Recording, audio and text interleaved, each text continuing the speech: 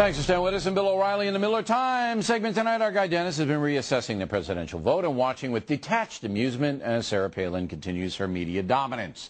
Mr. Miller joins us now from Los Angeles. And I understand you watched the Marvin Calb O'Reilly interview last night. Bill, I know for a lot of people the Palin impression by Tina Fey is the TV moment of the year, but the vivisection of Marvin Calb reminded me of Bruce Lee, who went in through his stomach, came up, got his heart, pulled it out, and showed it to him before he died. Only in the insular world of journalism and academy can a dolt like Marvin Calb be ascribed emeritus status, and it was beautiful to watch him not only step in it, but step in something that flew out of his own pie hole. And then he whips that old canard out about, this is what O'Reilly does, he bullies you. Just after you had Zorro'd his shirt, he was like Professor Kingsfield with his fly down. In a world where the tenured Tonto Ward Churchill can be called Thomas Aquinas, to think that his own students were laughing at him, it was my favorite television moment of the year. But I have to say something in Professor Calb's defense. After that interview, he wrote me a note and said to me, you did a great job, O'Reilly. You really turned it around on me. And very few people would have done that. They would have been mad. I hate O'Reilly. He's a savage. But Professor Calb, you know, to his former students said, you won. So he knew what happened. Yeah, but Billy, right up until that moment, he was so arrogant with you. He had to. You flattened him. It was like Dan Gable wrestling. You pancaked him. Well, I did it in a gentle way because that's just the kind of guy I am. Now, the Sarah Palin hysteria, I mean, can you believe she's getting more ink now than the president-elect is getting? Didn't she lose? It looks like she won. Listen, she's a great dame. People are fascinated by her because the left hate her. I think the left hate her, mostly women on the left hate her, because to me, from outside in, it appears that she has a great sex life, all right? I think she has non-neurotic sex with that Todd Palin guy. I think most of the women on the Upper East Side, their husbands haven't been aroused since Mailer signed copy of the Executioner's song at Rizzoli's back in the early 70s. So they look at her and they hate her. I think that snowmobile looks like mechanized foreplay to me, and that's why people are fascinated. So you think that cutting through all of the metaphors that even I don't understand, Rizzoli's used to be a bookstore, you think that because she looks like a happy, wedded mom with not so much neurosis, that these people are going, we have to hate her. It's Schadenfreude? Is that it? How do you say that, German? It's called Schadenfreude. Schadenfreude.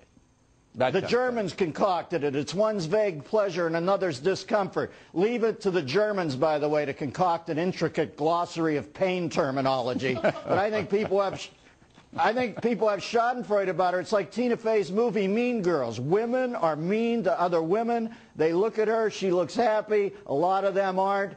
And they're cranky about her. Plus, you know, she's still viable to me. Katie Couric is not going to be the interlocutor that turns me off Sarah Palin. For God's sakes, does anybody remember Katie Couric during her first month on the job? Bill Paley and Ed Murrow were turning over in their graves so fast they resembled the twin screws on the Thunderball boat, the Disco Volante, when they threw it into hydrofoil mode.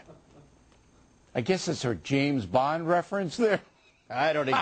Billy, I have no idea. Help me. Right. Help me, for God's Miller, sake. I hate to say this, but I think you may be beyond help. I think Bordello of Blood was it. Now, you've been reassessing in the last in the last 8 days the presidential vote. And what conclusions, Miller, have you come to?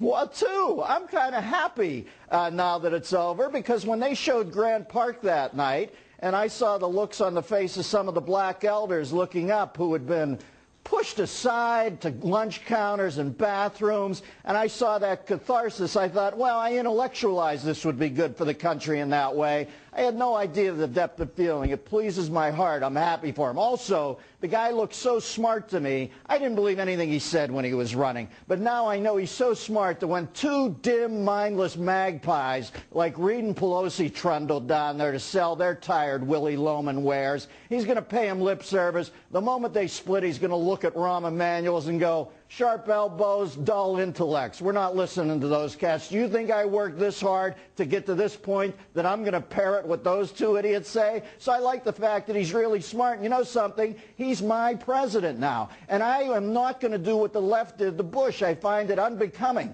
I hope that Barack Obama does so well that 4 years hence I am salivating to vote for him. I want this all to work because I love my country. At some point I make Lee Greenwood look like the Rosenbergs, and I hope he does great. But I will not turn my back on George Bush. Today, 2,619 days since a domestic terror attack on this soil. Thank you to my commander-in-chief, and thank you to the troops for providing us the safety to have an election like that. Now, how skeptical are you going to... I think your sentiment is noble, by the way, and particularly in this dangerous economic time when people are really suffering, you've got to root for Obama to get the economy back on track and lessen the suffering. But how skeptical are you going to be, and what is my watchdog role? See, I'm setting myself up to watch Barack Obama, and I think I'm going to be fair about it. There's no doubt I'll be fair. But I'm going to watch him closer than I watched Bush because I didn't watch Bush close enough. I didn't. I admit it. I should have. So how skeptical are you going to be about Obama? Are you going to bring a skepticism in from the beginning? I'm always skeptical about guys who want to be president because it seems like its own form of madness to me. But I'll tell you, if he wants to earn my goodwill and the goodwill of a lot of people, he had to flatten these punks at AIG who keep taking... These guys party. They make Caligula look like a shut-in. Enough is enough. We just gave them $150 billion. We got to follow them around with hidden cameras. Take it all back. Let them go away. It's economic Darwinism. If they want to spend like that, they should go under. Forget the parties, you guys. And I think that he ought to come down hard on them right now. And then arrest Barney Frank, correct? Barney might want to be arrested. Okay, Dennis Miller, everybody. I told you to hide the kids.